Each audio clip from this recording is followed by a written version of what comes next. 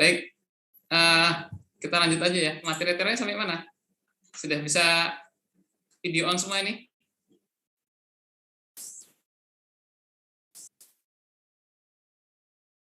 Materi terakhir sampai ada yang masih ingat?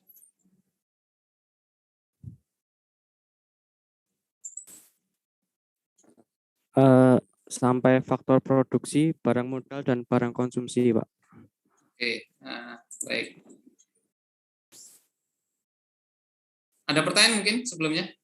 Sambil jalan nanti jangan lupa ya, ini kelas A dan B ya. Tolong presensi nanti jadi tidak kejadian seperti pertemuan-pertemuan berikutnya. Terus yang kedua gini Mas, Mbak, saya ingatkan lagi kepada koordinator. Nanti tolong segera aja udah selesai kuliah itu langsung dibuatin berita acaranya. Ya, biar nanti tidak terlalu lama dan akhirnya mepet-mepet udah mau kuliah baru nanti dikasih. Biasanya angkatan atas seperti itu, maksudnya ya angkatan ini jangan nirulah yang suka mepet-mepet gitu ya. Kita jadi bisa lebih prepare lebih jauh. Baik, dari materi yang lalu ada pertanyaan mungkin yang mau ditanyakan? Mohon maaf Pak, saya izin record ya Pak. Ya silakan Mas. Terima kasih Pak. Ya. Terakhir berarti sampai recording in progress.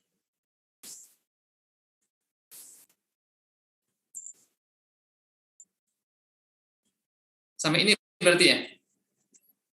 Iya betul Pak. Iya Pak. Oke, baik. Nah, malam ini kita akan membahas tentang namanya Production Possibility Frontier atau batas kemungkinan produksi. Batas kemungkinan produksi. Ini materinya saya undur dikit.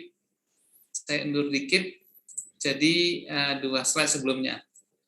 Untuk memahami PPF ini Anda harus memahami keunggulan absolut dan keunggulan komparatif. Artinya di sini saya coba reminding dikit, keunggulan absolut adalah keunggulan di mana sebuah usaha atau sebuah produksi, sebuah industri seperti itu ya, itu bisa menghasilkan sebuah produk atau jasa dengan kebutuhan sumber daya lebih sedikit. Sedangkan keunggulan komparatif itu berarti dia memiliki biaya oportunitas yang lebih kecil. Nyambungnya ke PPF bagaimana? Seperti ini Mas Mbak. Siapa yang orang pesisir di sini? Udahlah nanti kalau tanya kelamaan, gini aja. Anda pernah tahu garam laut ya? Tahu Pak. Ya. Bagi petani garam, makna air laut bagi mereka adalah misalnya hanya untuk menghasilkan garam. Betul nggak? Betul. Betul, Pak.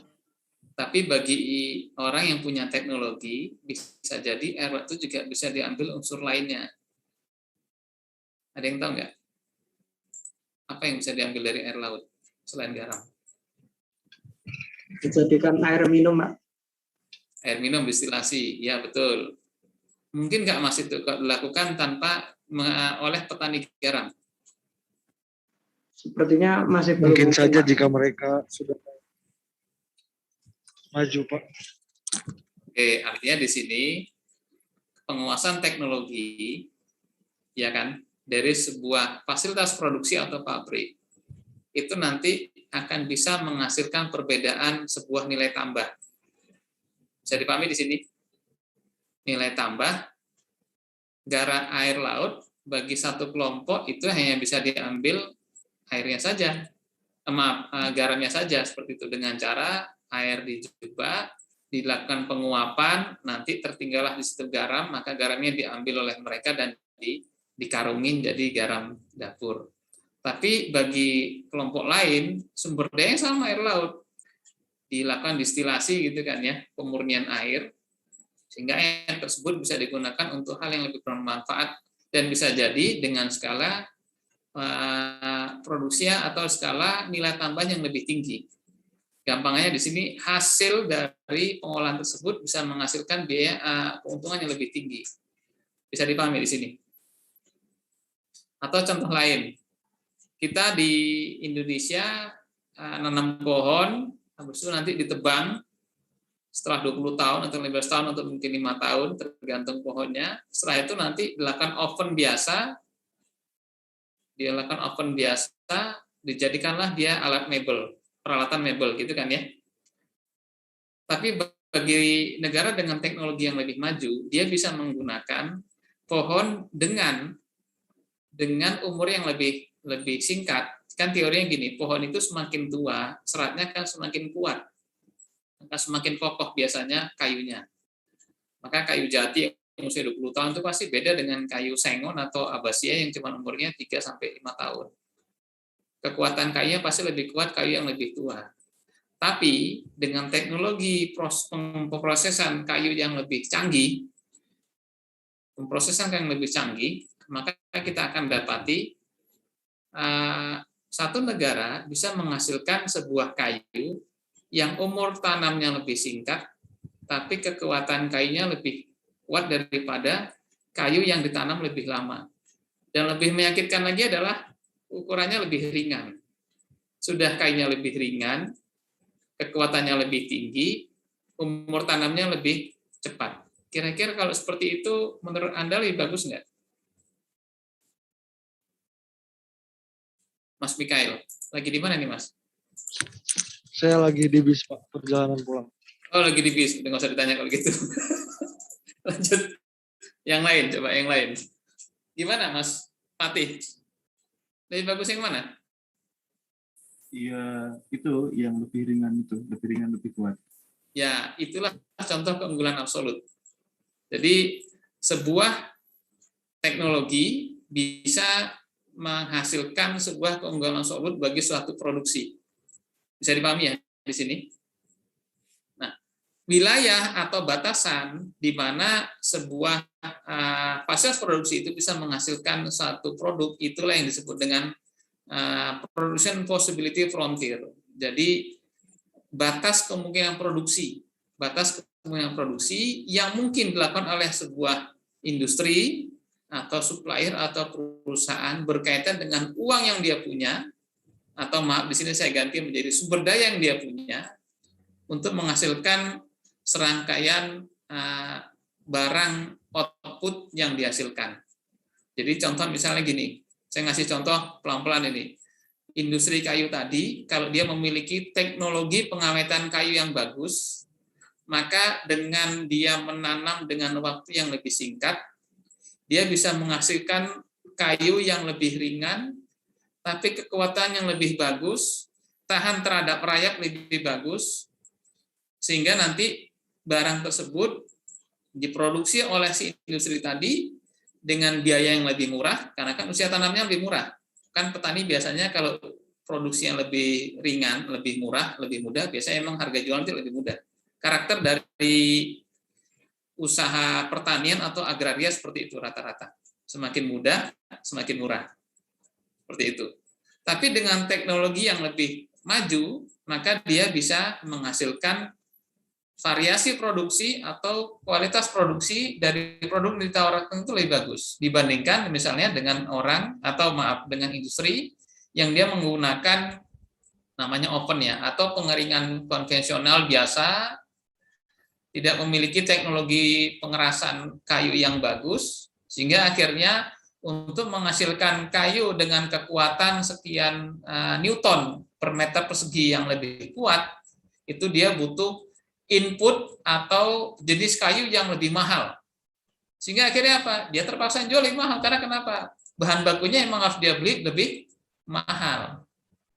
Dan petani juga yang memproduksi bisa jadi lebih kesulitan menyiapkan spesifikasi dari persyaratan dia miliki. Lebih parah lagi adalah ketika jadi bahan yang dia pasarkan bisa jadi itu nggak masuk kualifikasi. Karena kenapa? Kayu yang lama biasanya itu beratnya lebih berat dibandingkan kayu yang muda. Ada nggak contoh produk real seperti ini? Ada. Anda pernah mungkin masuk ke kafe-kafe yang dia menggunakan kayu-kayu sisa palet. Pernah lihat nggak model seperti itu? Nggak pernah lihat? Ada yang pernah lihat?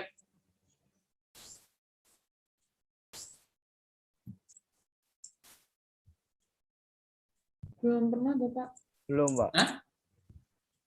Belum pernah. Itu Pak. dia warnanya kuning, warnanya terang, kinclong seperti itu. Jadi desain untuk biasanya ya KTKP ya. Itu produk itu dihasilkan dari palet bekas. Nah, bentar, ini enaknya ngajar pakai online. Saya tunjukkan dulu contohnya. Sebentar. Dekorasi seperti ini pernah Anda temukan mungkin? Sudah tahu? Ini, seperti yang gambar paling kiri atas. Kafe atau hotel dengan nuansa interior seperti ini. Udah kelihatan? Sudah, Pak. Nah, Anda tahu nggak bahan dasarnya dari mana? Kayu-kayu ini diambil dari kayu palet. Anda lihat yang pojok kanan bawah. Itu palet itu berarti adalah untuk pondasi atau dasarnya kiriman barang-barang yang nanti dikirim antar negara seperti itu. Nah, sama mereka dilepasin. Kayu ini memiliki kelebihan, dia relatif awet terhadap air. Coraknya juga bagus natural seperti itu ya. Jadi beberapa hal memang contoh jadi cocok untuk desain desain interior kafe atau hotel. Nah, itu dipakai seperti itu, akhirnya dia pakai. Nah, kenapa bisa tidak menggunakan kayu-kayu yang lain? Karena memang bisa jadi harga bahan dasar yang murahan ya. Anda lihat seperti ini. Ini dari kayu-kayu bekas palet. Didesain sehingga nanti bisa kelihatan ya. Nah, kayu ini sebenarnya adalah kayu yang karakternya mirip kayak kayu sengon. Jadi ringan dia. Kayu abasia, orang Sunda bilang abasia. Itu ringan, tapi dengan pemrosesan yang bagus, dia kuat jadi untuk diletakkan barang model palet seperti ini ya, pojok kiri atas ini. Itu untuk meletakkan barang berapa, mungkin 2 ton itu masih bisa. Itu masih kuat, dia nggak patah. Sehingga akhirnya mereka gunakan kayu ini sebagai kayu palet, makanya disebut dengan kayu palet. Nah, kayu palet bekas. Jadi bekas paletan tersebut ada pengumpulnya itu. Ada pengumpulnya. Dekat Bandara Soekarno-Hatta sana banyak tuh pengumpulnya. Pengumpulnya banyak. Anda kalau mau beli, tinggal kontak sana aja nanti. Cari mau berapa kubik. Nah, nanti mereka lepas, mereka susun, nanti hitungnya per kubik. Berapa per meter kubik, Bu? Nah, Pak, nanti dibeli, Anda bawa pulang, Anda desain untuk desain interior Anda. Akhirnya, saya kembali ke topik tadi. Bisa dipahami ya tadi ya, contohnya. PPF atau Production Possibility Frontier, dari satu fasilitas produksi yang memiliki kemampuan teknologi yang lebih bagus, atau yang kedua adalah kemampuan resources yang lebih tinggi. Itu nanti bisa jadi menghasilkan wilayah atau grafik yang memiliki area lebih luas untuk mengkombinasikan antara barang konsumen dia dengan barang modal dia. Contoh di sini lagi saya contohkan, misalnya gini. Dengan teknologi yang lebih canggih tadi, lihat, PVF itu adalah wilayah di antara dua sumbu X dan Y yang dibatasi oleh garis coklat ini. Terlihat di sini? Terlihat nggak? Terlihat, Pak. Mas Faktur, terlihat ya? Oke. Semakin tinggi teknologi sebuah perusahaan, maka wilayah di bawah garis coklat ini semakin luas. Artinya apa? Grafik garis coklat ini akan mengarah keluar. Artinya apa? Luas cakupan barang modal dengan barang konsumennya lebih tinggi. Apa maksudnya di sini? Berarti dengan menggunakan modal yang sama. Saya ngasih contoh ilustrasi 1 miliar.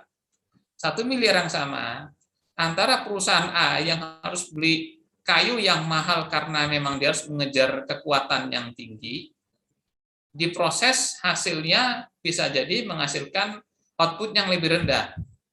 Itu wilayah produksinya itu nanti akan lebih rendah dibandingkan tadi sebuah pabrik yang memiliki kemampuan proses produksi lebih tinggi, teknologi lebih canggih, sehingga dia cukup membeli kayu yang tidak terlalu mahal. kayu yang tidak terlalu mahal, tapi dia bisa proses sehingga lebih bagus, produksinya lebih oke lah saya katakan sama atau lebih bagus daripada pabrik yang bisa menghasilkan, yang harus membeli dengan kualifikasi kayu yang lebih mahal tadi. Sehingga akhirnya apa? Dengan sama-sama modal 1 miliar, si pabrik A itu bisa menghasilkan wilayah luasan yang lebih luas. Karena kenapa?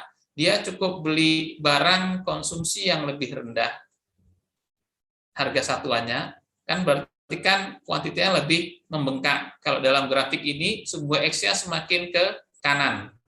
Betul nggak? Ya, semakin ke kanan dia. Sehingga kalau dia perlu belanja barang modal tidak terlalu banyak, katakanlah belanja barang modalnya sama, maka grafiknya akan melebar ke sisi X. Artinya apa di sini? Production possible frontier-nya lebih lebar.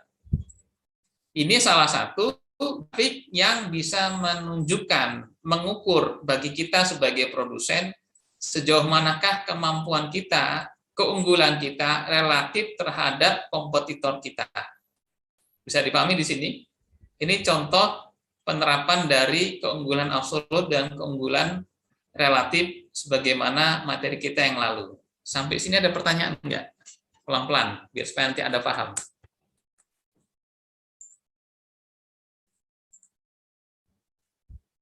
Ada yang mau bertanya? Oke, saya lanjutkan dulu kalau memang nggak ada bertanya. Ini biar supaya Anda lebih jelas lagi.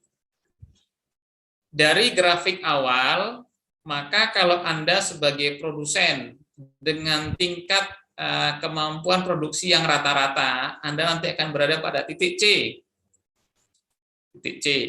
Jadi misalnya tukang kayu tadi ya sudah kayu biasa, pakai oven segala macam. Jadi kayu, kalau ada orang Jepara biasanya tahu banget itu. Kayu jati itu, kayu jati muda, asal ovennya bagus, dia seakan-akan bisa mendekati karakter kayu jati tua. Tapi bagaimana kalau dia pengusaha mebel yang nggak punya oven? Ya sudah, untuk mendapatkan kayu bagus, dia harus beli kayu yang bagus. Gimana cara mengeringkannya? Ya dijemur, dibiarkan bertahun-tahun, sampai nanti akhirnya dia kering sendiri secara alamiah. Itu kan butuh waktu yang lama. Ilustrasi dari grafik ini, satu industri atau perusahaan yang nggak memiliki teknologi sama sekali atau teknologi yang ketinggalan atau rendah, itu di titik H.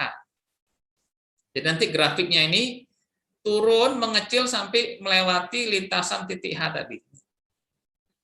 Bisa dipahami di sini? Nah, teknologi industri yang memiliki teknologi yang standar, ya nanti dia di titik C. Anda lihat luasan dari titik C tadi ini lebih lebar daripada H, tapi dia masih biasa. Semakin nanti dia memiliki teknologi yang lebih bagus, maka dia akan bergerak grafiknya ke arah lebih luar, diilustrasikan di titik F. Anda perhatikan, di titik F ini, dia belanja modalnya sama. Tapi dia bisa menghasilkan pembelian barang konsumen yang lebih banyak. Sehingga akhirnya apa? Production possibility frontier-nya dia bergerak. Di sini artinya apa maknanya? Maknanya adalah F lebih efisien daripada C. Dengan modal yang sama, dia bisa menghasilkan revenue atau pendapatan yang lebih besar. Dan harapannya adalah dengan pendapatan yang lebih besar, maka dia akan mendapatkan keuntungan yang besar. Di titik itulah keunggulan absolut dari sebuah perusahaan itu bisa terwujud. Bisa dipahami di sini? Anda punya teknologi mengolah tepung jadi kerupuk. Ya sudah, jadinya kerupuk. Anda jual, ya jual kerupuk. Untung nggak? Ya untung.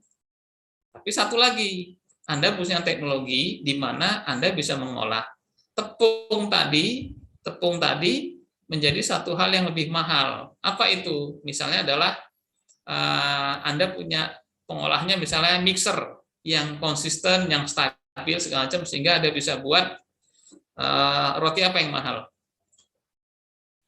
Misalnya yang saya suka, lapis prum gitu ya. Ya enak itu harganya.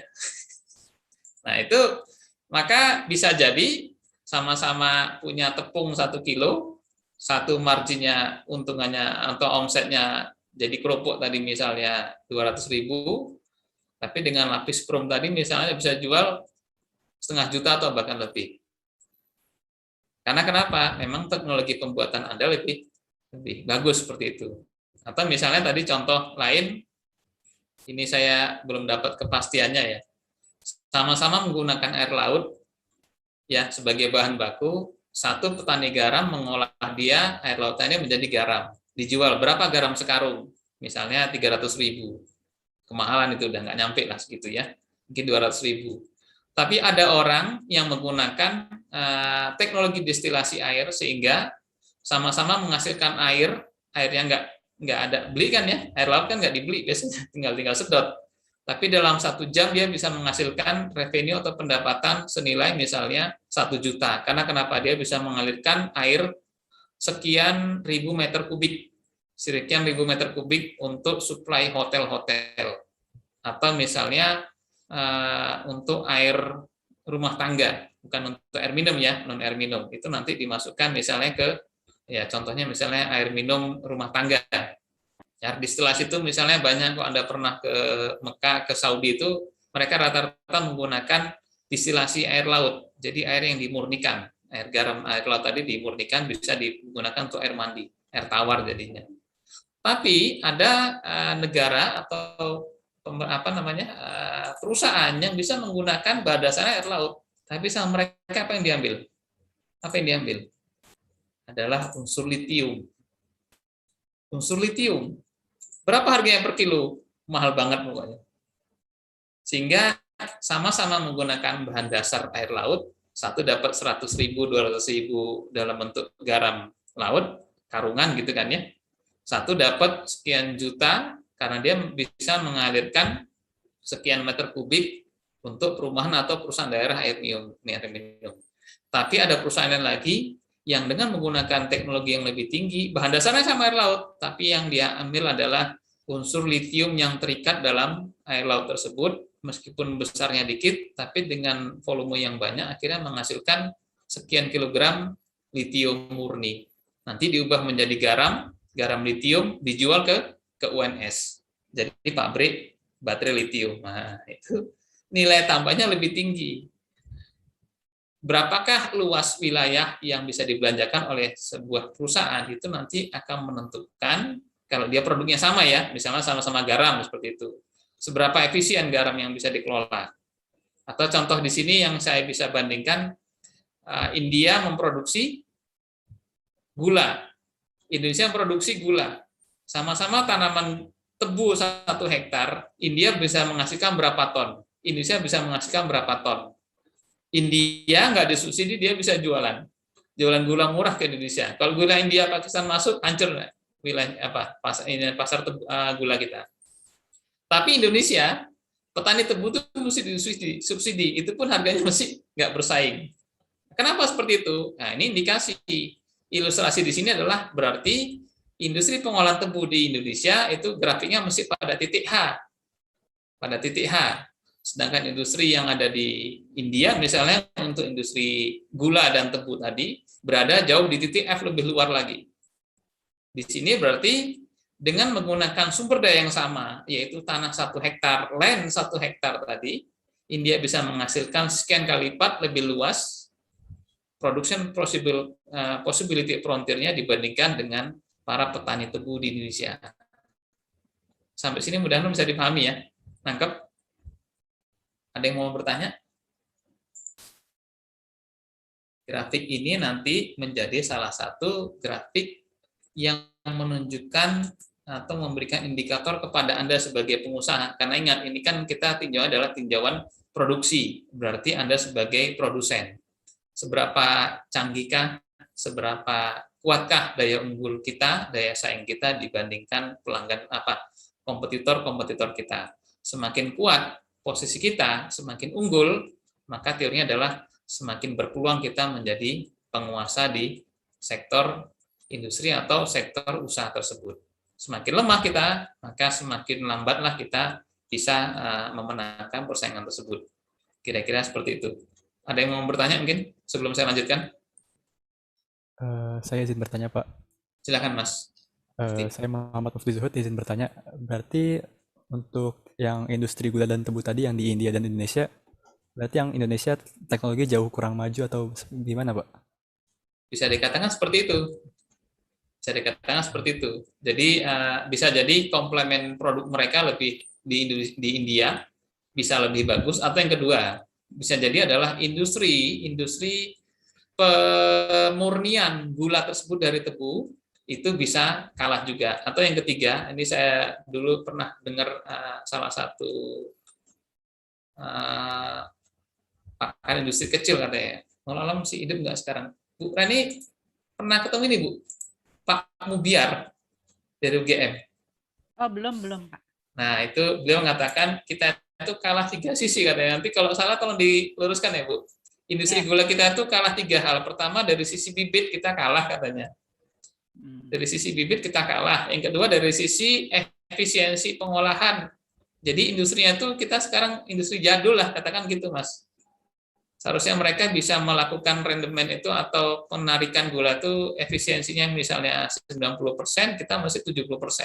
Jadi kita untuk menghasilkan gula 1 ton itu butuh tebu lebih banyak Mas, dibandingkan biasanya industri yang efisien.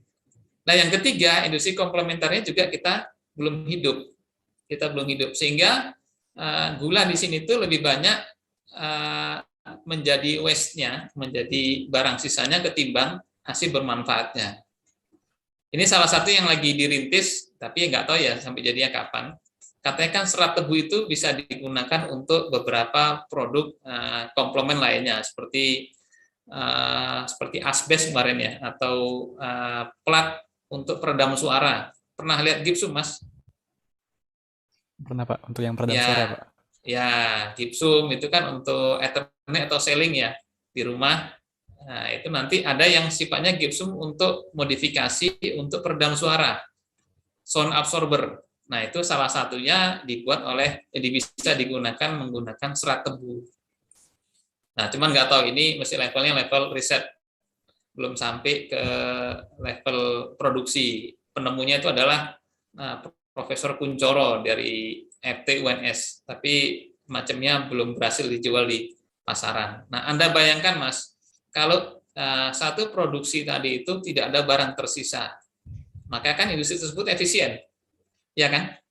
Efisien dia. Nah, semakin efisien, maka bisa kita katakan PPF-nya dia semakin jauh lebih melebar. Karena kenapa? Dengan menggunakan satu modal yang sama, yaitu lahan 1 hektar tadi, di satu negara dia bisa menghidupi 5 industri, satu negara lagi hanya untuk satu industri. Itu pun nanti dengan catatan khusus. Apa catatannya? Kami kesulitan buang limbah sisa tebu. Nah, jadi di satu sisi limbah tadi berebut mereka untuk digunakan, di kita itu menjadi limbah atau problem baru.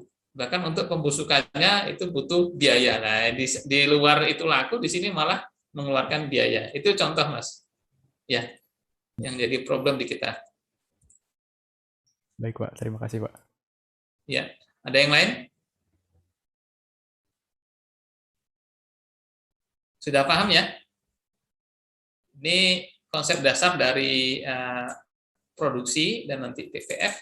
Kita lanjut. TTF adalah titik yang diinginkan oleh semua industri. Karena kenapa?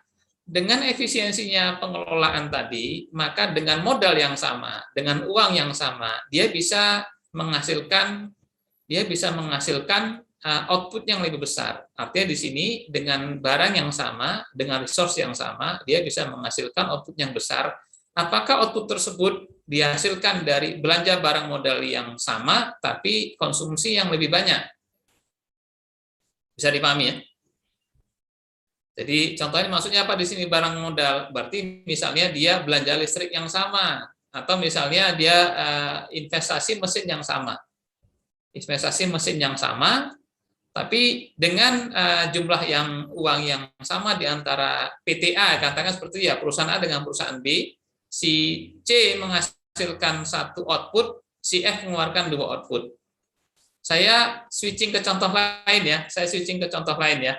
Misalnya gini, Anda nanti tamat dari TI buat perusahaan pengembangan aplikasi software berbasis Android. Nah, ini kan anak-anak zaman now kan biasanya seperti itu. Anda punya tenaga ahli coding atau programmer itu untuk Android jago banget. Karena jago biar supaya nggak pindah kan Anda gaji dia mahal. Cukup Anda misalnya Anda bayar dia 1 bulan 20 juta misalnya. 2 orang 40 juta. Banyak kan ya? Banyak. Oke. Tapi dari 2 orang tersebut, ternyata Anda target mereka 1 bulan harus menghasilkan 2 aplikasi. Dan itu bisa Anda jual misalnya dengan harga 100 juta. Ke Telkom misalnya, seperti itu. Atau ke perusahaan-perusahaan yang ingin menggunakan startupnya nanti ada aplikasinya. 2 orang tadi itu, sedangkan nanti kalau Anda lihat perusahaan teman Anda, itu dibopong 4 orang programmer yang nggak dikjaya gitu ya, bahasa ini ya, tidak punya kemampuan yang super, itu 4 orang garap 2 aplikasi, nggak kelar-kelar 2 bulan. Bisa dipahami di sini? 4 orang banyak SDM-nya, tapi kualifikasinya kurang bagus.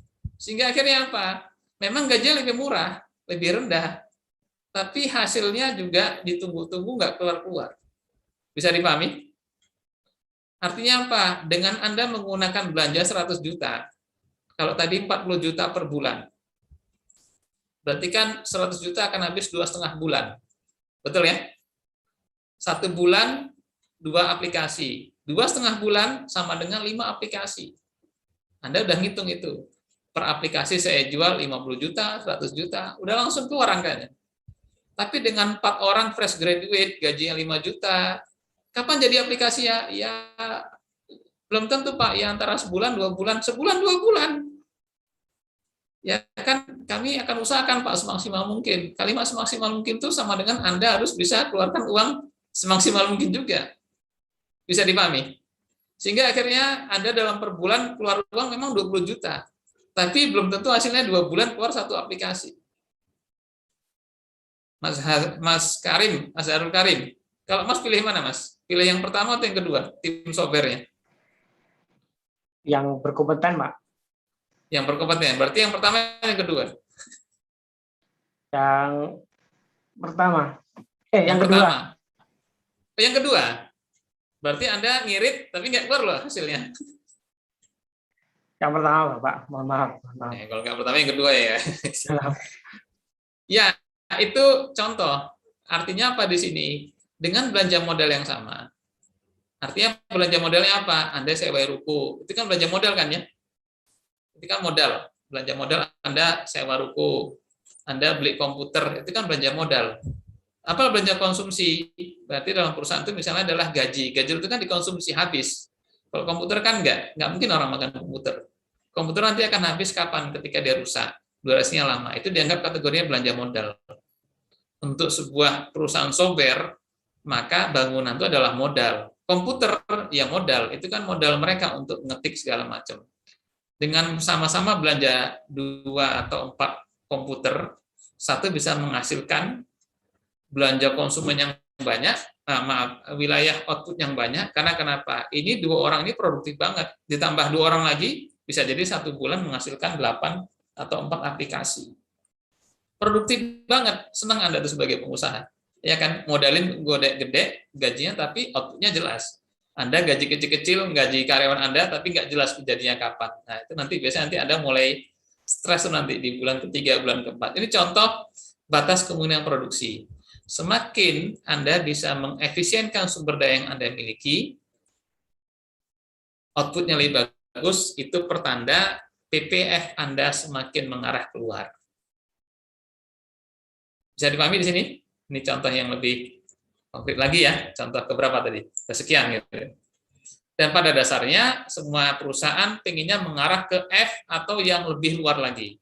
Semakin Anda jauh meninggalkan kompetitor Anda, itulah pertanda Anda semakin unggul secara terminologi ekonomi. Karena kenapa?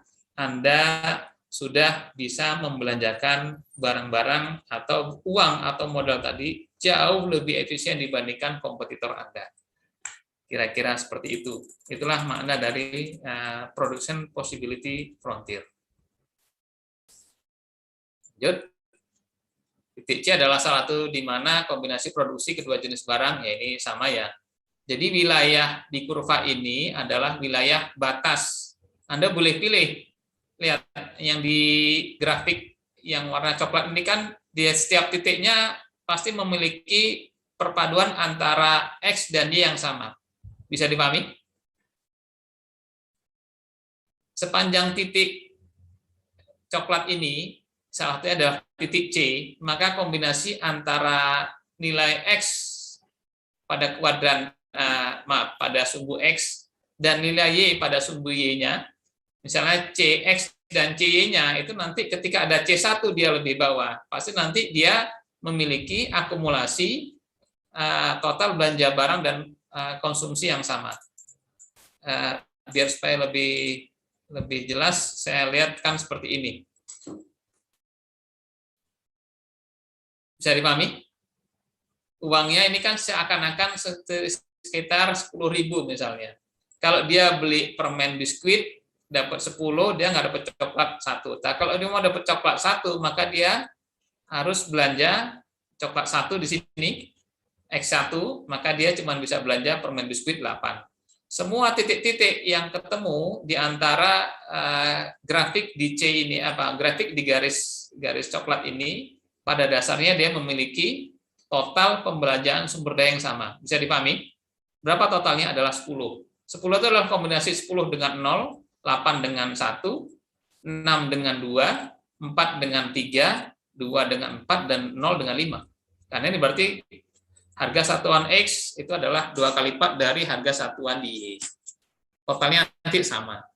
Grafik di atas, ya, saya balik lagi.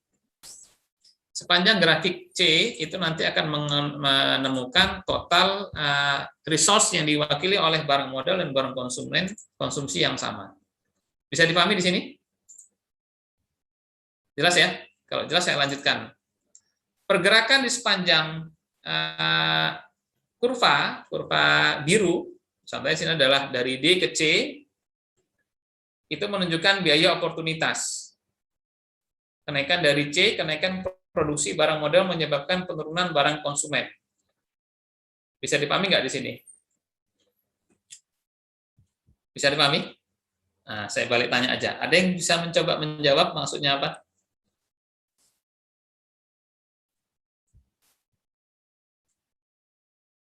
Ada yang mau mencoba menjawab? Atau sudah mulai ngantuk?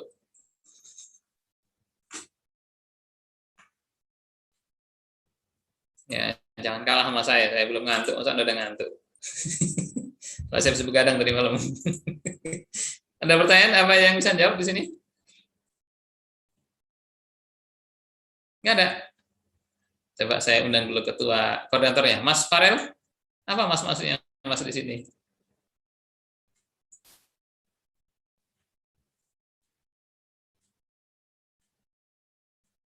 Mas Farel, Mas Farel. Koordinator.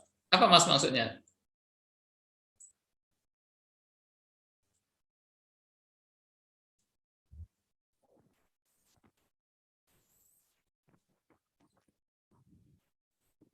Gimana Mas? Bisa jawab? Belum, Pak. Mbak Aulia? Jawab, Pak. Coba Mas Faris. Gimana Mas? Menurut pengalaman saya kan biaya oportunitas itu biaya yang dikorbankan untuk mengambil suatu keputusan, Pak. Nah, jadi di setiap kurva itu, setiap titik yang ada di kurva itu memiliki pengorbanan yang sama, Pak. Misalnya kita ngambil C kan, dia harus mengurangi barang konsumen dan memiliki modal lebih. Nah, kalau untuk D tadi, dia dengan modal sedikit, barang konsumen lebih gede. Ya. Ya, betul. Jadi mirip seperti itu. Jadi saya katakan gini, akumulasi atau di sini adalah pertemuan antara C dan D itu. Pada dasarnya C dan D itu menggunakan total resource yang sama, betul ya? Cuman kan di situ akan muncul pilihan, apakah kita memperbanyak barang modal dengan mengurangi barang konsumsi?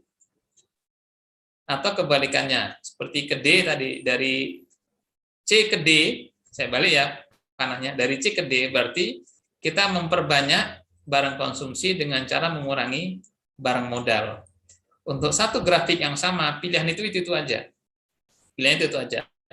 Pergeseran atau perpindahan tadi itulah yang disebut dengan biaya oportunitas. Biaya yang terpaksa dikorbankan karena kita harus memilih atau mengambil porsi belanja barang di jenis yang lainnya. Jenis lainnya berarti adalah barang modal atau barang konsumsi. Sampai sini bisa dipahami? Bisa dipahami. Kapan sebuah perusahaan dikatakan keunggulannya adalah keunggulan, tadi kan ada keunggulan, apa yang kedua? Mbak Destinur, biar nggak ngantuk. Keunggulan kedua kenapa tadi, Mbak, jenisnya? Ada keunggulan absolut, yang kedua keunggulan, cari dulu. Ini kuliah malam sudah ngeblank ini. Keunggulan apa, Mas Faris? Jadi slide yang saya singgung di awal, nyambungnya ke situ. Nanti jadi kalau biar Anda nggak bingung, keunggulan apa tadi? Saya Pak, komparatif Pak. Ya, saya balik, untung dijawab tadi. Keunggulan komparatif. Jadi perusahaan dikatakan keunggulan itu keunggulan komparatif bagaimana ketika memang dia memiliki oportunitas lebih rendah. Artinya di sini adalah sebenarnya pengorbanan dia relatif terhadap switching satu barang ke barang lain itu lebih rendah. Di sini bisa ditunjukkan juga sebenarnya identik dengan pergeseran kurva keluar juga. Sebenarnya mirip itu nanti. Kalau Anda pahami nanti arahnya ke sana. Oke, sampai sini. Ada yang mau bertanya lagi? Nyambung ya? Pembahasan antara keunggulan absolut komparatif nanti dengan grafik ini. Dan grafik ini nanti menjadi tolak ukur Anda untuk mengukur satu produsen, satu fasilitas produksi itu bagaimana perbandingannya dibandingkan dengan para produsen lain. Anda ingin membandingkan beberapa pengusaha tempe atau tahu. Coba Anda bandingkan bagaimana teknik mereka atau diagram PVF-nya nanti terhadap beberapa pemain atau produsen tadi. Hukum biaya oportunitas yang meningkat, slope dari kurva PVF disebut tingkat transformasi marginal atau MRT di sini. Mass Rapid Transportation, bukan. Marginal Rate of Transportation. Jadi tingkat transportasi marginal. Slope negatif dari kurva PVF mewakili hukum biaya oportunitas yang meningkat. Artinya di sini apa? Ketika kita ingin meningkatkan satu produksi satu jenis barang, maka produksi jenis barang yang lain itu biasanya akan menurun secara progresif. Ini nanti PVF ini menunjukkan sebuah konsekuensi. Sini pertama adalah adanya komparasi antara penggunaan belanja barang modal dan belanja konsumen. Anda lihat grafiknya kan satu. Jadi seakan-akan pabrik ini memproduksi satu barang saja. Bagaimana kalau pabrik tersebut menghasilkan produk yang lebih dari satu? Contohnya ternyata dia juga memproduksi selain saya coba cari contoh ini yang bisa dipahami ya.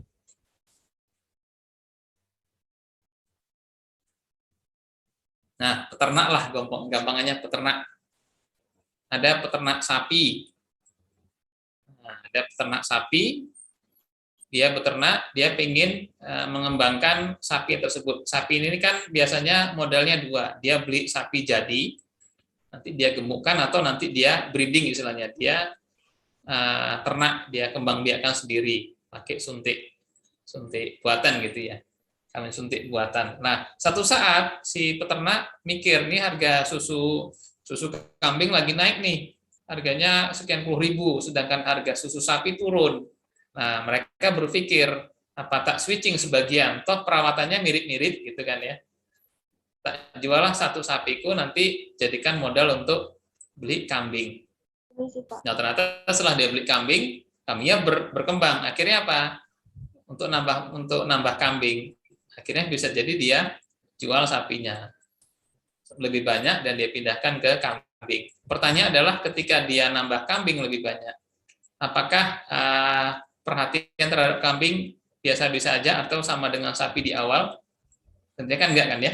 Dia akan menambah, mungkin kalau misalnya jumlahnya banyak, dia akan tambah karyawan, dia akan tambah pergeseran jenis pakan atau konsentrat. Awalnya pakannya untuk kambing, untuk sapi, pelan-pelan digeser ke kambing. Karakternya berbeda misalnya. Ya mirip-mirip tapi agak beda-beda dikit lah.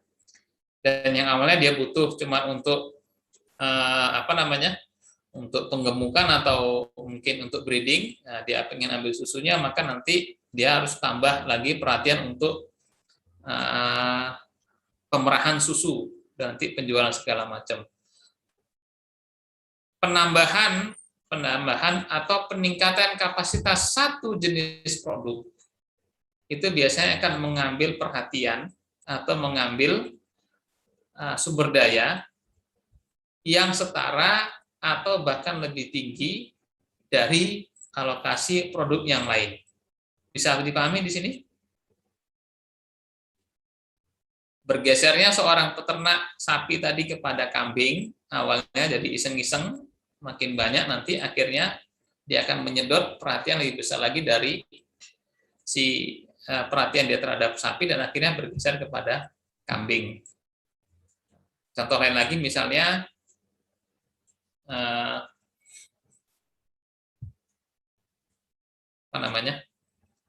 ya saya cerita dikit tentang bagaimana grup Kompas. Grup Kompas. Kenapa kita bahas grup Kompas? Karena kemarin saya terjebak, Bu Reni, paksa nginep di Hotel Santika. Karena harganya murah. Ada promo. Nah, saya ini kan bukan promosi ya, tapi karena murah. Saya nggak pernah loyal dengan satu hotel, saya loyal dengan harga hotel murah. Baru saya masuk situ. Yang penting hari ini harus ada standar keselamatan safety-nya ya, CSHE ya, Continuous Safety and Health Environment, Continuous Sustainability nggak salah. Itu standar baru yang diberlakukan oleh Parekraf, pokoknya pariwisata, itu terkaitan masalah hotel gitu ya. Nah, saya kemarin dibilang sama si front office-nya, Pak, mau diskon nggak? Ya mau, saya bilang. Gimana caranya? Bapak install aplikasi, nanti jadi member dapat diskon 10%. Saya pikir install aja dulu. Dapat diskon 10%, lumayan. Dari situ saya perhatikan, udah, jangan diperpanjang lagi ya, jangan tanya berapa harganya. Maksudnya gini, di situ menarik adalah saya perhatikan, Anda kenal Kompas, koran Kompas, pernah baca? Pernah, Pak. Ya, pernah kan ya? Kalau nggak pernah ya mungkin hari gini mungkin keterlewatan gitu ya, Kompas.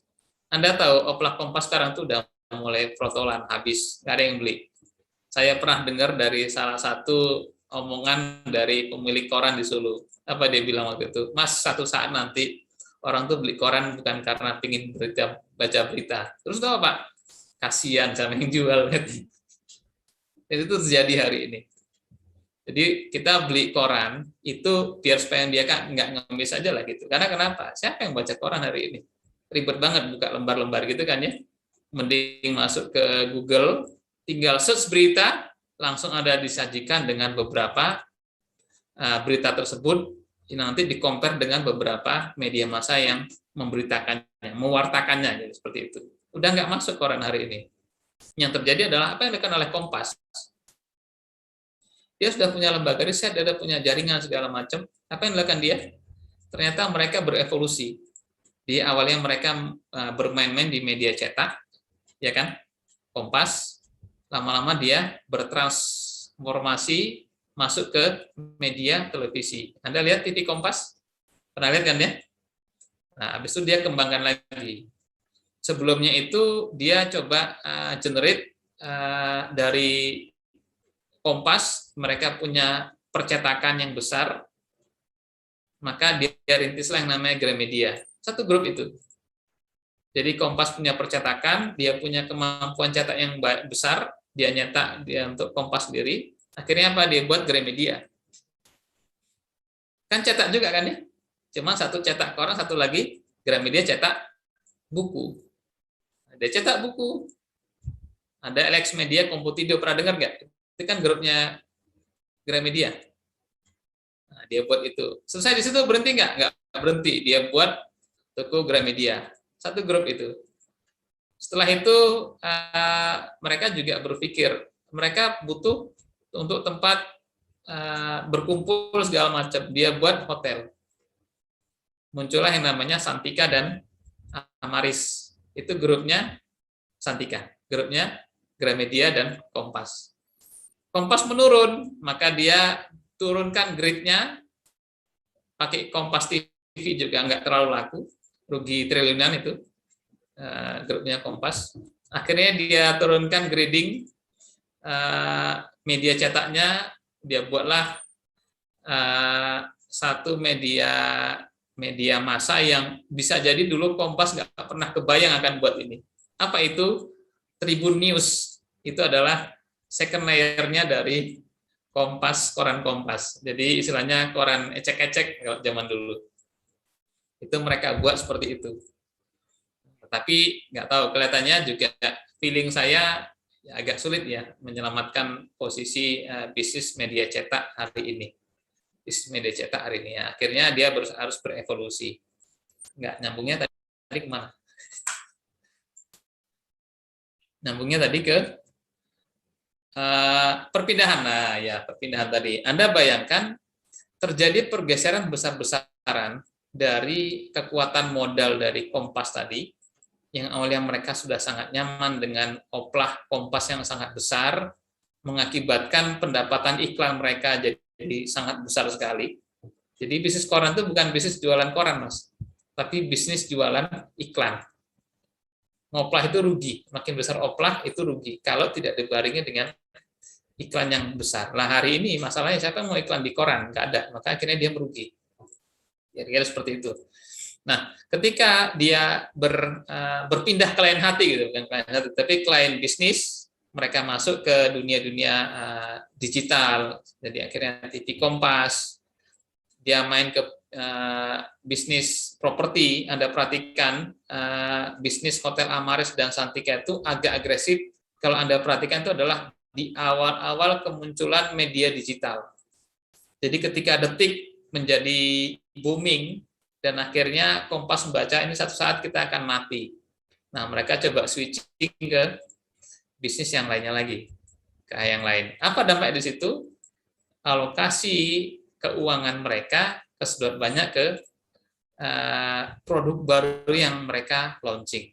Ya, kalau berhasil jadi metode penyelamatan, kalau gagal malah bisa terjun bebas. Ada yang berhasil, ada yang gagal. Itu hal yang biasa dalam bisnis. Artinya di sini kembali ke konsep PPF tadi, maka membesarkan satu produk baru atau satu lini baru biasanya akan menyedot alokasi sumber daya yang banyak dari hasil perolehan atau alokasi modal untuk produk sebelumnya.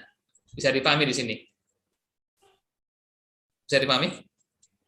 Alokasi untuk membesarkan TV Kompas bisa jadi itu mengambil tabungan hasil pendapatan yang dikumpulkan oleh Kompas, koran Kompas sekian tahun, dan akhirnya dialokasikan ke situ. Apa dan yang terjadi kadang-kadang malah kebalikannya. Alokasi untuk yang baru dibesarin seiring dengan usaha yang lama yang menjadi penopang modal tersebut pelan-pelan dikerdilin.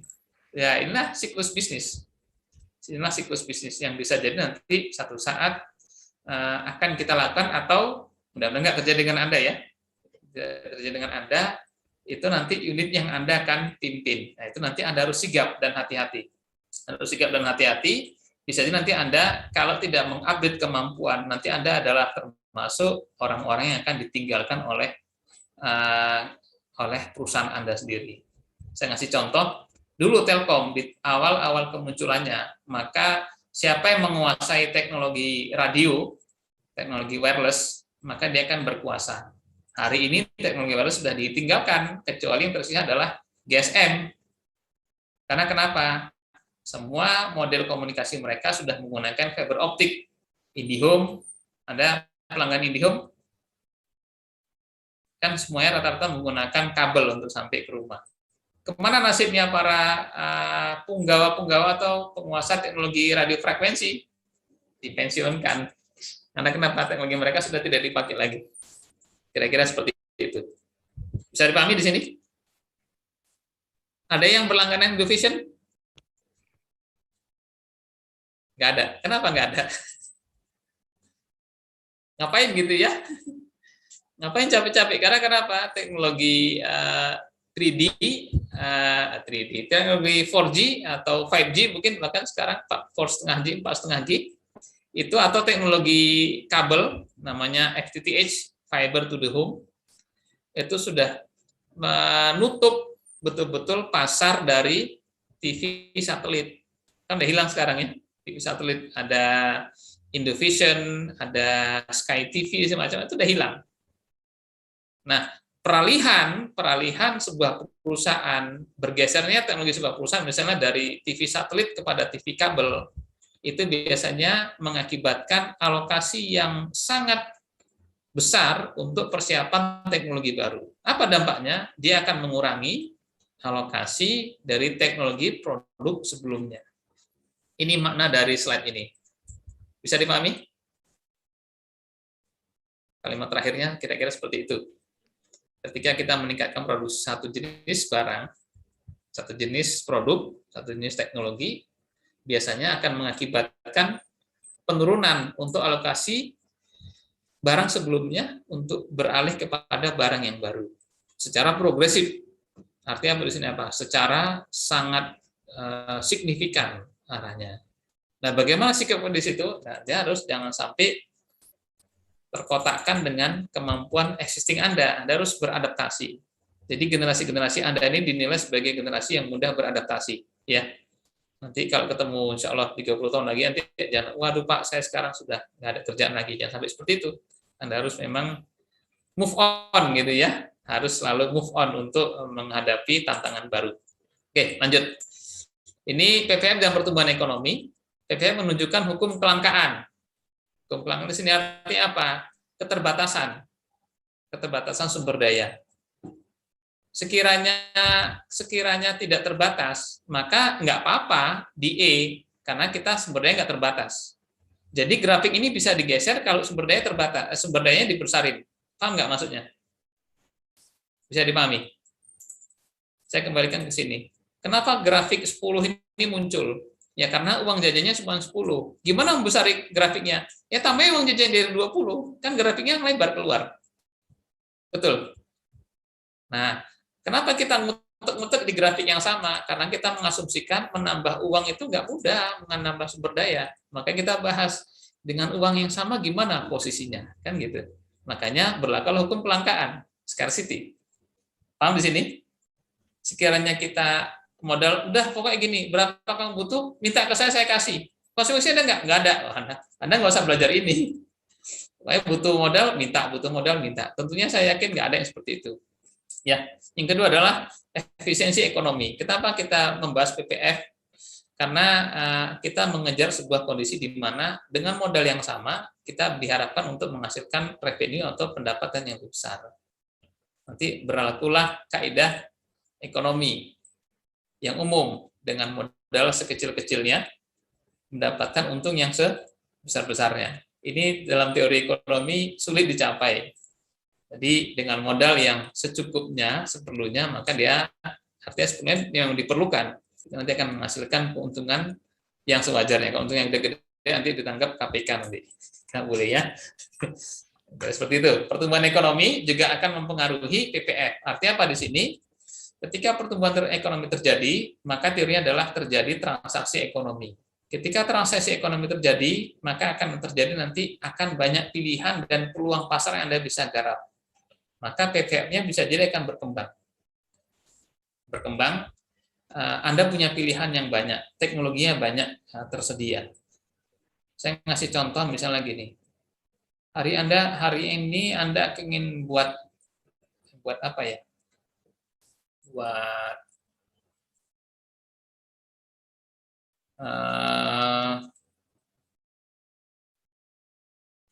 nasi goreng aja lah, yang gampang. Nasi goreng itu kan bisa pakai metode jadul gitu ya. Anda rajang bawang sendiri, Anda gongseng sendiri segala macam. Anda pengen jualan nasi goreng tapi nggak bisa masak bumbunya. Kan ada juga ya. Masako sudah menyiapkan bumbu instannya. Seperti itu kan ya. Nggak puas, kalau gitu kan nggak ada bedanya. Anda pakai strategi hibrid. Apa strategi hibridnya? Anda cari koki yang setengah pinter. Nggak usah pinter-pinter banget. Anda siapi bumbu racik yang sudah jadi. Nah, tinggal nanti Senin mengkombinasikannya, digunakanlah skill si koki yang setengah matang tadi ya, gitu ya, setengah pinter tadi. Akhirnya akan menghasilkan nasi goreng yang nggak standar bumbu instan atau nasi goreng jadul yang ribet prosesnya. Bisa dipahami di sini. Karena nanti akhirnya menghasilkan sebuah kombinasi baru. Pilihannya banyak. Ketika pertumbuhan ekonomi terjadi, maka peluang berbisnis dan peluang memilih teknologi itu akan semakin banyak. Pilihan antara public goods dan private goods ini khusus untuk pemerintah. Ketika uangnya terbatas, seperti hari ini, beberapa waktu yang lalu Pak Presiden mengatakan kita semangat untuk melakukan pengembangan pembangunan dengan defisit APBN 3%. Nah, kata Pak Presiden, monggo yang percaya, kalau enggak, atau percaya nggak percaya. Gitu. Itu apakah mungkin dengan kebutuhan sebesar itu, misalnya kita cuma defisit 3%. Artinya defisit 3% adalah pengeluaran belanja kita lebih besar daripada pendapatan kita maksimum 3%. Enggak kuliah politik ya, kuliah ekonomi mikro. Pilihan antara tingkat konsumsi dengan saat ini dengan yang masa depan. Di sini artinya adalah bagaimana tren ke depan yang harus Anda bisa pahami. Kebutuhan modal apa yang harus Anda prepare hari ini, sehingga nanti Anda bisa lihat kebutuhan konsumsi, apakah konsumsi modal nanti hari ini dengan yang ke depan itu nanti semakin tinggi atau tidak. Itu nanti tergantung dari PPF-nya. Bisa dipahami nggak maksudnya? Saya ngasih contoh nih ke Anda. Anda pakai handphone, sekarang sudah ada 4G-nya kan ya? Sudah, Pak. Betul. Sudah, Bisa Pak. jadi sebagian sudah ada 5G-nya. Sudah pakai 5G belum, Mas Mufti? Belum, Pak. Masih Hah? 4G. Enggak, artinya gini, handphone Anda itu sudah capable nggak untuk 5G? Oh, support ya? Masih belum, Pak. Masih belum support. Sudah support belum? Belum. Ada yang sudah support? Atau 4,5 GB kali? Sekiranya Mas Mukti jadi direktur Telkom, misalnya seperti itu. Anda ditawari untuk upgrade BTS-nya menjadi 5G. Anda berani pasang itu enggak? Berani, Pak. Berani. Alasannya Ya. apa? Bukan buat Karena saya nanti- gitu. Jadi suatu Gimana? saat kan lebih pasti semua smartphone naik 5G semua, Pak. Jadi kan kita harus ngikutin nanti next-nya. Oke, saya ngasih contoh Mas ya. Teknologi 3G itu adalah teknologi yang gagal. Teknologi 3G itu teknologi yang gagal. Dari sisi bisnis. Karena kenapa? Loncatan antara 2G, kan ada dulu GSM, muncul GPRS, gitu kan ya. Ada Edge, ada SPA. Nah, muncullah 3G waktu itu. Maka provider rame-rame pasang modem 3G di BTS-nya. Apa yang terjadi? Ternyata nggak lama setelah mereka install, itu keluar, Mas, teknologi 4G. Kalau kita nginstal tuh pakai modal nggak, Mas? Nge-upgrade dari 2G ke 3G. Pakai, Pak. Pakai kan? Udah balik belum? Ternyata setelah Anda pasang tanggal 1 bulan 1, tanggal 1 bulan 7 keluar teknologi 4G. Kira-kira 3G-nya dipakai orang nggak nanti? Anda pelanggan akan ngejar mana? 3G atau 4G? 4G, Pak. Ya, nah, itu contoh keputusan kita untuk membaca, memprediksi kebutuhan di depan itu perlu kita awasi, Mas. Hati-hati. Tidak selamanya mengupgrade teknologi itu sesuatu pilihan yang tepat. Kita harus tahu, siklus setelah 5G bagaimana? Oh, ternyata nanti teknologinya nggak berkembang ke situ. Malah justru mandek di 4G. Karena kenapa? Teknologi kompresi data itu melambung secara signifikan sehingga traffic nggak perlu tinggi-tinggi. Anda kebayang itu nggak kira-kira? Kenapa kita butuh transfer rate yang tinggi? Karena saat ini kita butuh komunikasi transfer rate data yang besar, gitu kan ya? Ya kan, datanya kan gede-gede. Sekarang saya balik. Bagaimana kalau teknologi pembacaan datanya itu jauh lebih efisien sehingga kita data banyak-banyak? Maka bisa jadi loncatan ke 5G yang Anda siapkan itu bisa jadi usability-nya namanya, tingkat pemanfaatannya rendah. Apa dampaknya? Bisa jadi teknologi tersebut Anda invest mahal-mahal, karena kan biasanya new teknologi harganya mahal. Ya kan? Sama kayak mode. New arrival kan biasanya harganya mahal. Ya, ini yang wanita biasanya. Beli model yang terbaru. Pasti harganya mahal. Nah, tapi ternyata penggunaannya rendah. Kira-kira gimana Mas Mukti? Masih berani invest? Mungkin mikir-mikir lagi ya, Pak. Mikir-mikir. Jangan sampai nanti kasusnya kayak Garuda loh ya. Kayak Garuda nanti kan Anda invest, sewa pesawat banyak, ekspansi, ternyata COVID. Ya kan? Kan sekarang Garuda lagi, kemarin kan Merpati sudah ingkar janji tidak terbang lagi. Nah, hari ini Garuda jangan sampai ingkar janji lagi. Karena kenapa? Dia kontrak sekian waktu sebelum terjadinya COVID. Ketika terjadi COVID, mau mengembalikan di isu, nggak dikembalikan rugi. Ya, pilih mana? Buah si malakama. Ya kan? Itu contoh. Keputusan masa depan itu nanti akan menjadi pertimbangan juga prediksi terhadap tingkat konsumsi ke depan itu bisa jadi nanti mempertimbangkan atau mempengaruhi PPF kita. Apakah kita akan mengekspansi teknologi secara cepat hari ini? Oh tidak, bentar dulu, wait and see dulu orang bilang. Kita tunggu dan lihat dulu bagaimana kebutuhannya. Kalau emang itu trennya sudah positif, maka kita akan eksekusi. Kalau emang kita lihat ini masih gambling istilahnya, masih ragu-ragu, maka ada baiknya kita menahan investasi sebelum nanti terjebak, sudah kadung invest, ternyata arah pengembangan teknologi tidak ke sana. Tapi lebih ke arah misalnya lebih efisien. Ini saya ngasih contoh biar Anda nggak bingung. Di era 10 tahun yang lalu, enggak, 15 tahun yang lalu, Anda udah lahir mungkin? Belum ya?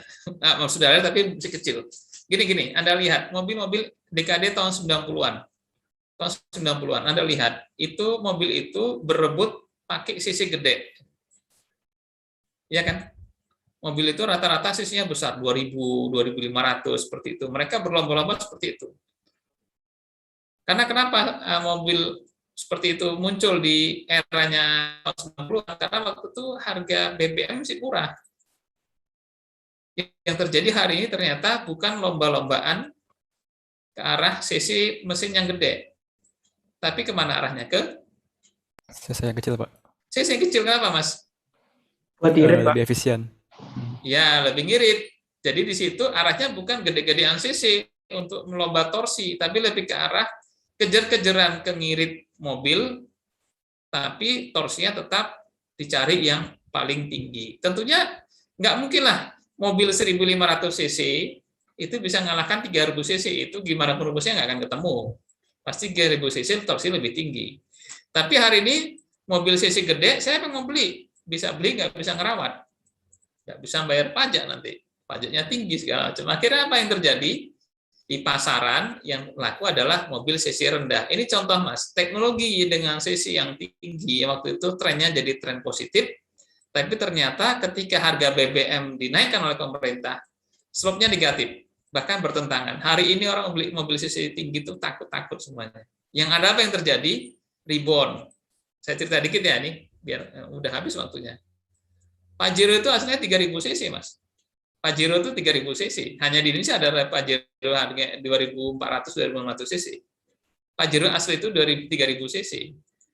Kalau ngikutin 3.000 cc, pajaknya tinggi, bahan bakarnya boros, nggak menarik, pahit lah gitu ya bagi masyarakat. Akhirnya apa? Mitsubishi merekayasa seri Pajero. Aslinya itu Baby Pajero namanya, Mini Pajero. Dibuatlah desain mobil Pajero ekonomis gitu ya, dengan 2.500 cc, tapi mesinnya diganti teknologinya. Sehingga akhirnya apa?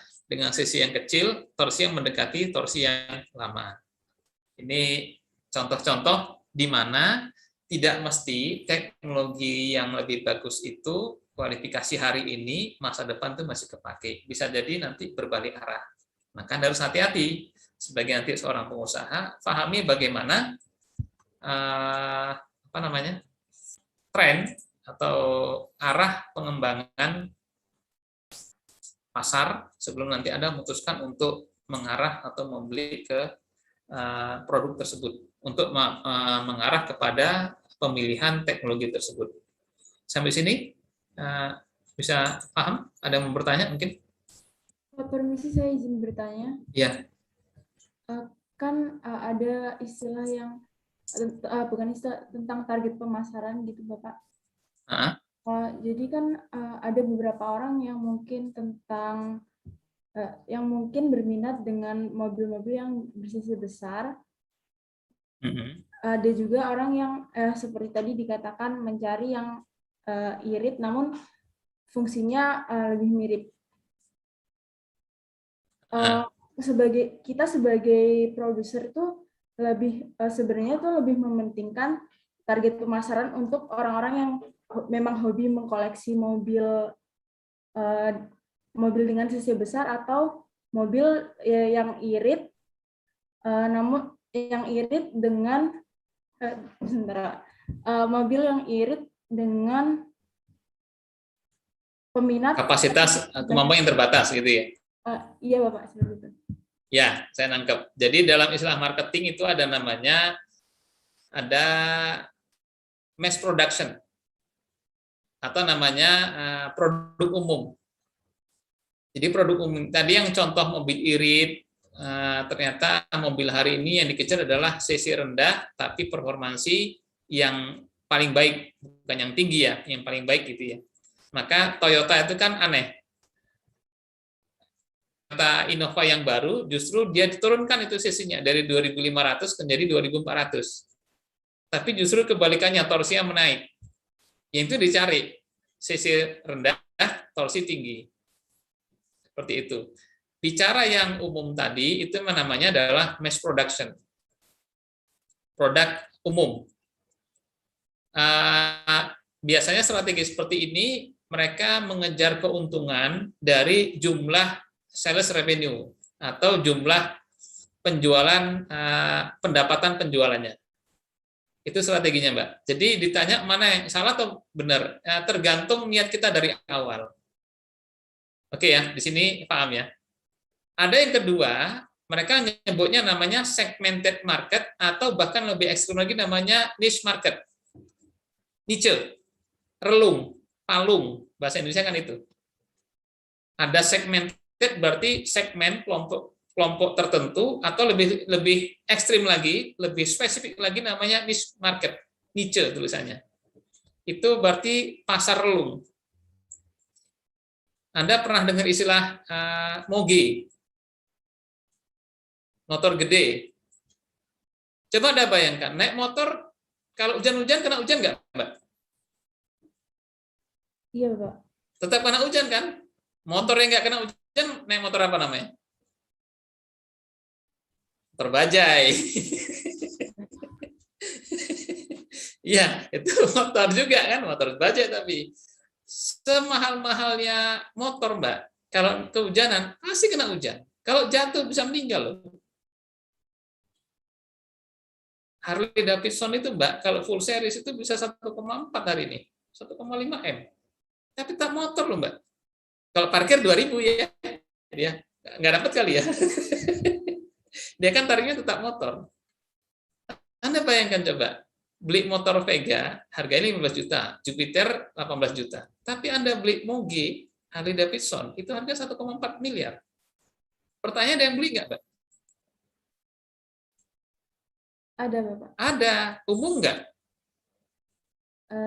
Hanya kelompok tertentu. Ya, itu contoh namanya segmented market atau bisa jadi niche market. Jadi pasar tertentu. Pasarnya ada nggak? Ada. Untungnya menarik nggak? Menarik. Mana buktinya? Orang yang jual berlanjut terus Mambau kan kalau di Jakarta itu ya. Perusahaan yang mengagenkan gitu, distributornya. Mereka tetap jualan. Jadi mereka gini Mbak, kalau Anda menjual produk-produk yang segmented market atau niche market tadi, itu biasanya keuntungannya tinggi. Meskipun pembelinya nggak banyak. Diskonnya itu bisa jadi 30%. Anda tahu nggak berapa margin distributor atau showroom motor itu jual, dapat untung?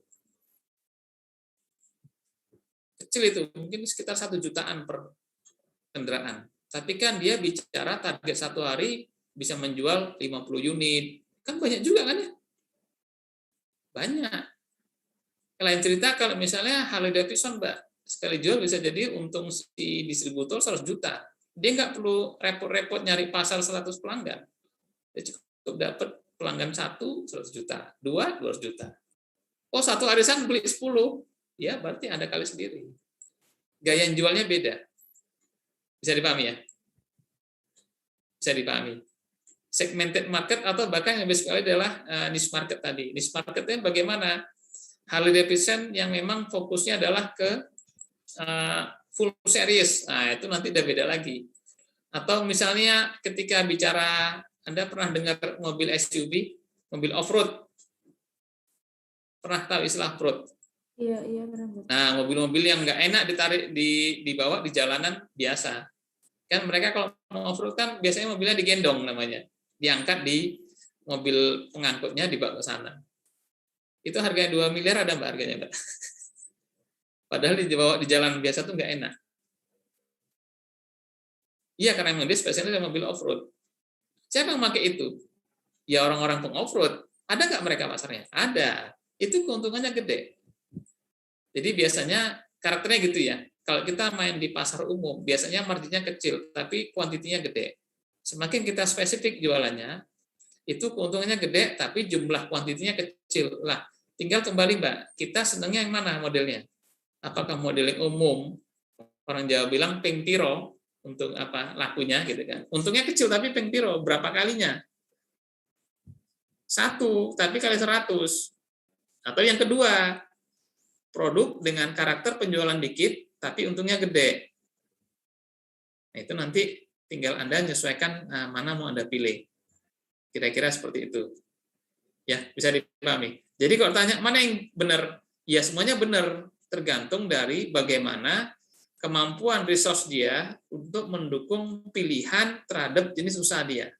Yang jadi masalah adalah ketika Anda bertipe pengusaha yang modelnya adalah, saya ngasih contoh nih ya, saya sering menganalogikan gini Mas, Mbak, pengusaha itu kayak kalau analogi di hewan ya, model-model segmented atau niche market tuh kayak ular Mbak. Ular sekali nyaplok, makanannya gede, dia bisa sebulan nggak cari makan itu. Sarang aja dia nunggu. Karena kenapa? Masih kenyang. Caplok sekali, cuti 29 hari. Ya kan? Sekarang saya balik. Kira-kira kalau ayam yang Anda gitu kan, gimana nasib ayamnya? Anda keluarkan tanggal 1, Anda kurung 29 hari. Kalau ular hidup, Mbak. Kalau ayam? Mati, Pak. Mati. Karena kenapa? Karena tidak dikasih makanan. Iya, bukan gitu, Mbak. Sistem pengolahan makan dia itu hari per hari. Pagi dia cari makan, malam dia pulang, tidur, bangun, udah lapar lagi dia tuh. Cari makan lagi kan? Bedanya kayak ular. Ular sekali caplok, sebulan istirahat bisa. Tergantung yang beri caplok. Kalau caplok ayam dia bisa bertahan berapa hari gitu ya. Kalau caplok yang lebih gede lagi, ya dia akan tahan. Anak kambing dimakan dia, ya udah dia, piton itu bisa bertahan berpuluhan hari untuk itu. Lah, tipikal pengusaha kita nih bagaimana? Tidak semua pengusaha itu jenisnya sama loh ya. Bisa dipahami? Nah, modelnya, misalnya Mbak Aulia nanti menjadi pengusaha. Tipikalnya apa? Tipe ular atau tipe ayam? Kok tipe ayam jangan paksa berbisnis ular, Mbak. Merah-merah kayak ular. Atau kebalikannya. Ada nggak contoh-contoh model pengusaha yang saya nilai itu analoginya mirip ular? Pengusaha properti, Mbak. Properti itu dia sabar menunggu 20 tahun. Karena dia tahu ini pasti akan dibangun jalan lintas. Dia beli sawah, dia biarkan jadi sawah. 10 tahun, 15 tahun. Itu kalau dia modelnya ayam udah mati tuh, Mbak. Beli uang sayang untuk jadi sawah. Ketika dia udah jadi jalan lintas, Anda beli harga 10.000, Anda jual 3 juta. Nah, disitulah dia mekarnya. Ya kan? Tapi nunggu 10 tahun nggak banyak orang sanggup, Mbak, nahan itu. Dia gatal tangannya untuk diputer-puter. Nah, sesuaikanlah karakter usaha itu dengan gaya kita berbisnis. Bisa dipahami ya? Tapi jangan Anda ngutang untuk bisnis sawah tadi. Nanti rugi Anda, nanti habis uang Anda nyicil, sawah Anda nanti likuidasi sama bank. Nggak boleh. Jadi pengusaha ular itu istilahnya modalnya modal dingin, modal santai. Ya beli situ, nggak beli nggak masalah. Yang nggak punya tabungan. Nah itu gaya-gaya bisnis santai gitu. Istilahnya nih uang dingin. Kalau uangnya uang hangat, apalagi uang panas, nggak boleh Anda seperti itu. Anda harus bergaya ayam. Beli hari ini, jual besok. Jual hari ini beli besok, jual lusa. Seperti itu. Jadi pahami karakter kita berbisnis. Tidak semuanya bisa seperti model ular tadi atau beruang tadi ya, bisa tidur lama-lama gitu. Kalau ayam disuruh tidur lama mati dia nanti. Gitu Mbak Olia. Jadi ditanya mana yang bermasalah tergantung karakter bisnis kita. Gitu ya. Ada lagi yang lain? Udah pada tidur belum nih?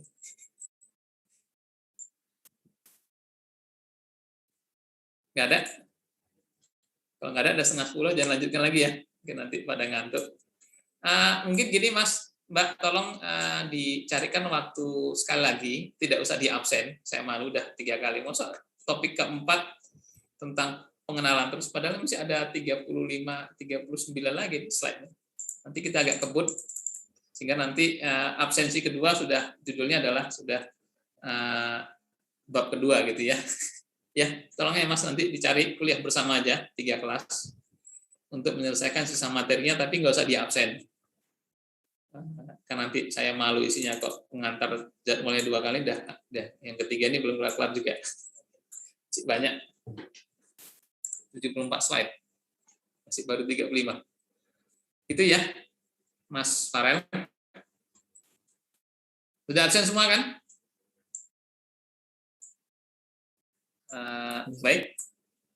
Kalau nggak ada, kita akhiri. Terima kasih dan mohon maaf tadi sempat molor sebentar. Kita akhiri dengan Assalamualaikum warahmatullahi wabarakatuh. Selamat malam. Waalaikumsalam warahmatullahi wabarakatuh. Selamat malam, Pak. Selamat malam. Malam, Mbak. Terima kasih, Pak.